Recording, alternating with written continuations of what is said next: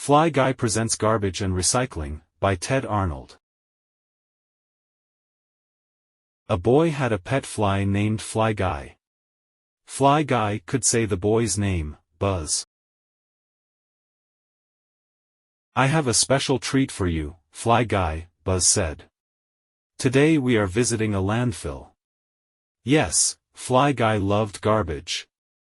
He and Buzz couldn't wait to learn more about trash.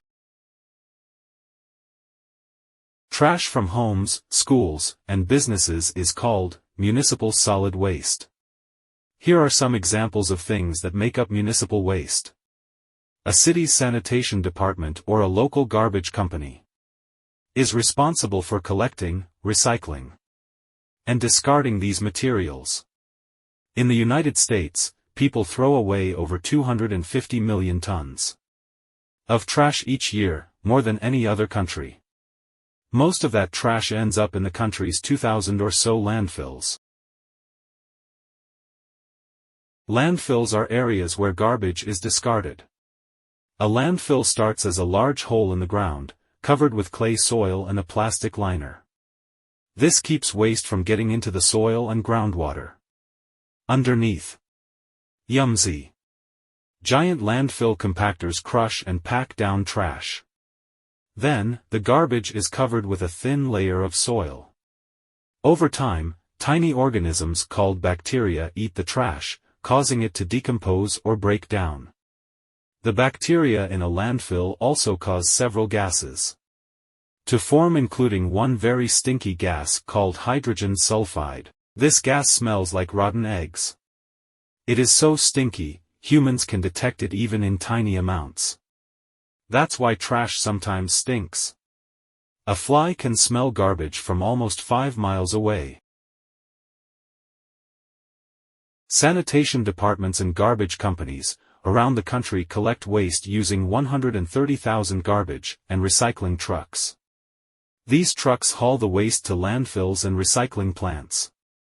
A typical garbage truck can haul around 20,000 pounds of trash. Some garbage trucks use diesel fuel. Others run on a natural gas created from landfill gases. Natural gas is less expensive and better for the environment.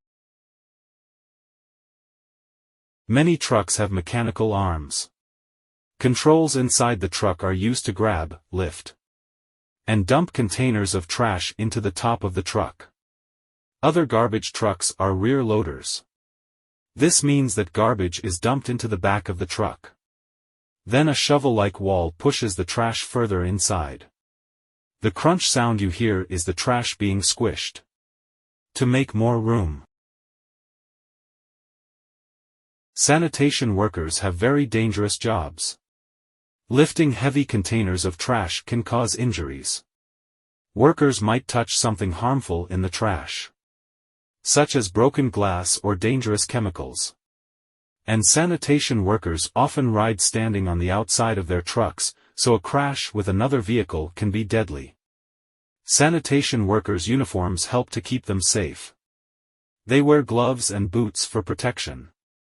And their outermost layer of clothing helps make sanitation workers more visible to other drivers. Once there is no more space in a landfill, it is covered and closed. Sometimes the land is later turned into a park, a golf course, or even a ski resort. But what happens to garbage that doesn't get sent to the landfill? In the United States, the rest of our trash is recycled or turned into soil through composting. Recycles. In the United States, state and local governments make their own recycling laws. Starting a recycling program can be expensive. But recycling can save money and the environment. In the long run, recycling programs are expanding. Right now, 25 states have laws that say certain electronics, called e-waste, must be recycled. Laws like these are important because many electronics contain toxic materials that can be harmful when they end up in landfills. November 15th is America Recycles Day. Most metal, paper, plastic, and glass can be recycled. Rubber tires and lead-acid batteries used in vehicles can be recycled, too. But some items like light bulbs and dishes cannot be recycled. Plastics like potato chip bags and plastic wrap cannot be recycled either. E-waste must be carefully recycled through special programs.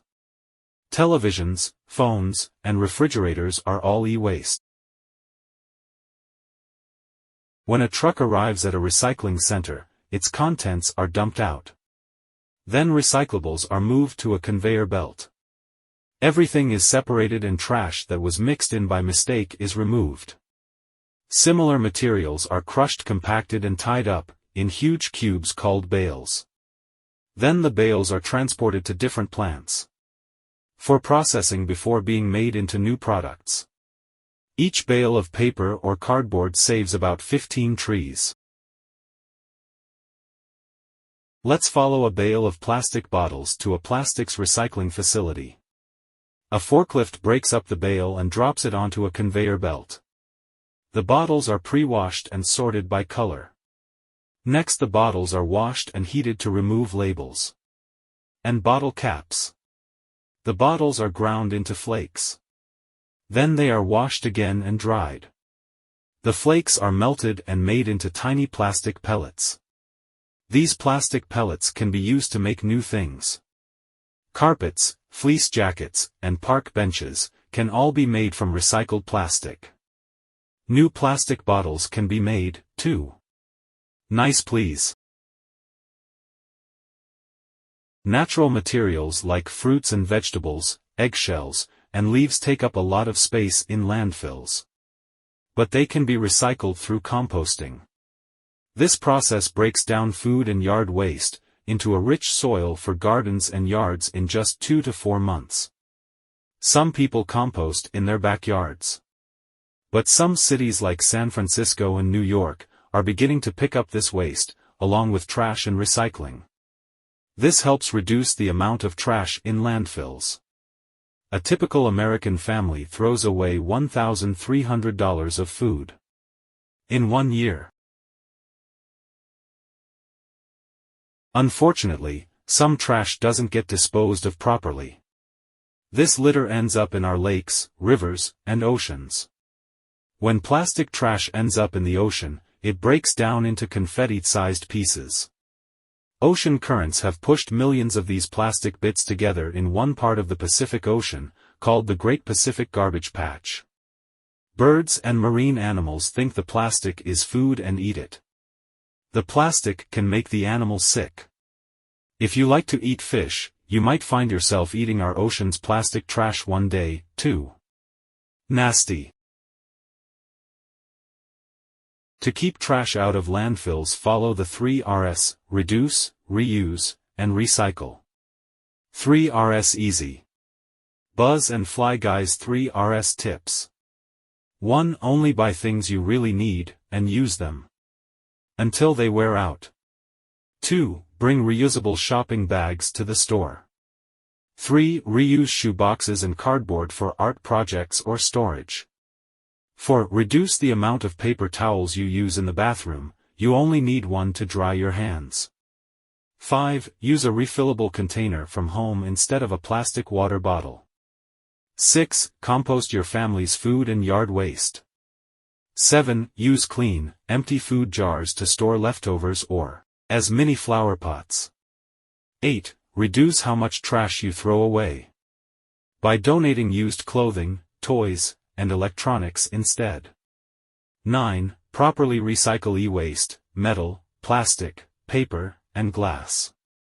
10. Rinse plastic and glass containers before recycling them. Buzz and Fly Guy pledge to do their part to make our planet a better, healthier place. We know just what to do to reduce, reuse, and recycle. Buzz reminded Fly Guy as they headed home. They could not wait until their next field trip. Yes. The end.